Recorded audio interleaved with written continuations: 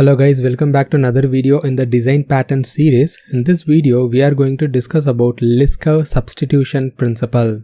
So liskov substitution principle is one of the principles that comes under the solid principles, and this video will be discussing in depth about how we are going to implement liskov substitution principle, and before to that we will be discussing about theoretical part. What is liskov substitution principle? Liskov is a scientist who discovered this specific methodology. So what the principle says is, every subclass should get replaced with its base class. So that's how Liskov substitution principle is. Let's say example, consider that I have a base class called A, I have a derived class called B, another class called C. Okay, now B class and C class get derived from A class. Let's say example, if I wanted to replace A class with something else, then without doing any modification in the derived class, it should have to work as it is. So that is what Liskov substitution principle is all about. The example that we are going to implement is bird example. I know that this is a quite popular example among Liskov substitution principle on the internet, but still this let you understand theoretically and then programmatically. So the example demonstrates that you have a bird class. We all know that the bird can fly and non-fly. Okay, there are actually two different types of birds out there, right? Let's say example, sparrow can fly, but ostrich couldn't able to fly. But both comes under bird.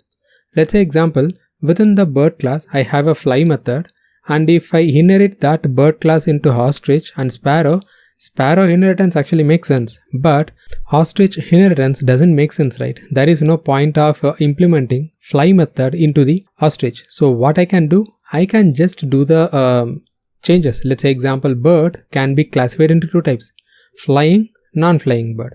So ostrich can get inherited from non-flying bird, and sparrow can get inherited from flying bird. Likewise, I can modify that. So here, if I replace the base class with the derived class, it should not do any modification to the consumer.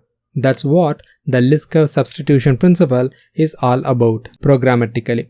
Here I have a class called liskov. Within that only I am going to implement the changes. So the first thing, I have to create a class. So let me replace this liskov class with bird class, and as I said, I should have to, it can be an interface or it can be a class, that's fine. So let me have it as a bird. It should have a fly method, public void fly method console.writeLine of from base class bird. Now what I do is, I am just demonstrating whatever we discussed theoretically. So let me create one more class. So this class, I can just name it as class. Instead of my class, I should call it as a sparrow. So within sparrow, let me have the fly here, and then I'll be having a bird class. So this makes sense that sparrow has the ability to fly, so I can easily use that. And we all know that here I should have a virtual and here I should have override. Let me have that virtual. I can have override here. Okay, so this makes sense that sparrow has the ability to fly, so I can implement the fly method and provide something here. So here instead of fly, let me have it as derived class sparrow.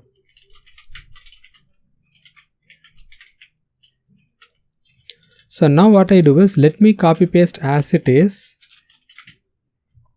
rename the class from sparrow to ostrich. So we all know that the ostrich doesn't have the ability to fly. Then there is no point of implementing this method, right? Obviously we will not going to have any implementation because it doesn't able to fly.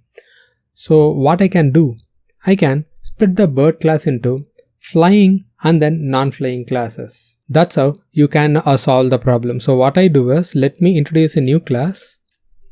So now let me introduce one more class here, which called as flying bird, public class.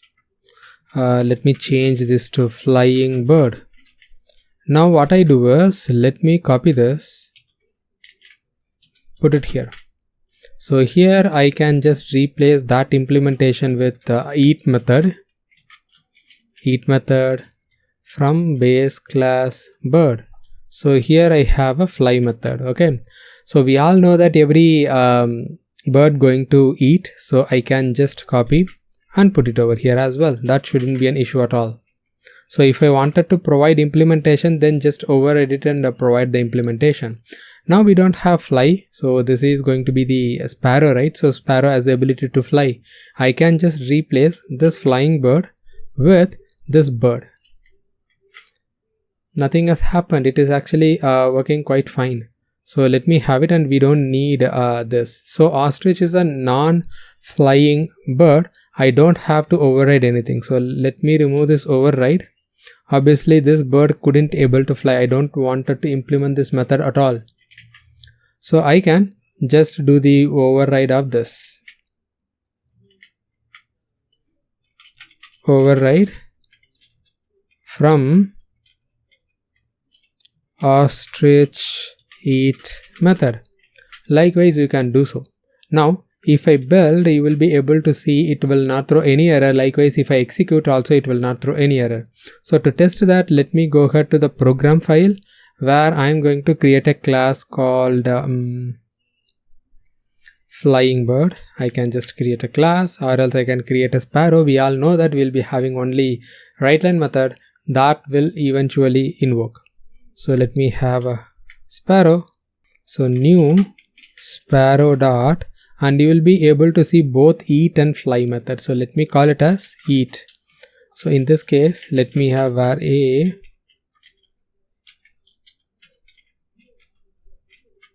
let me call it as flying bird.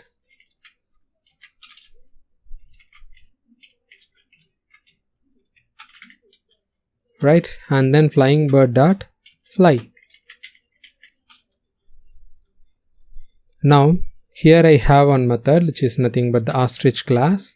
Let me create a class here. Let me ostrich equal to new ostrich.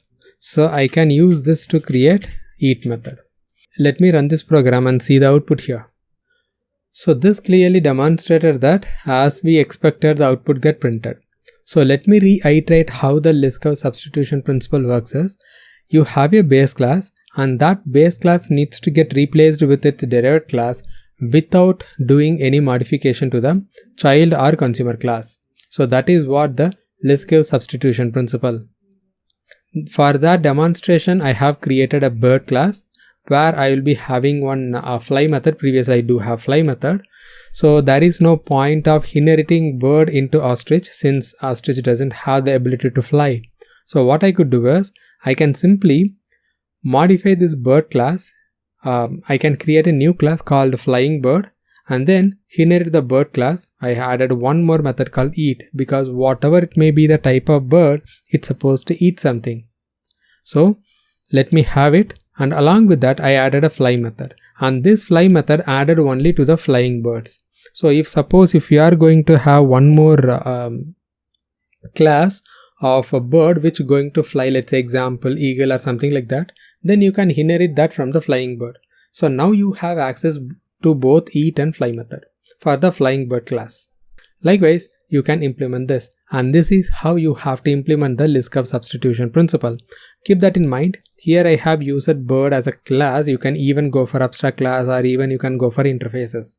That's up to you, shouldn't be an issue. Just for the sake of example, I have taken everything as a class and just implemented that with this kind of examples.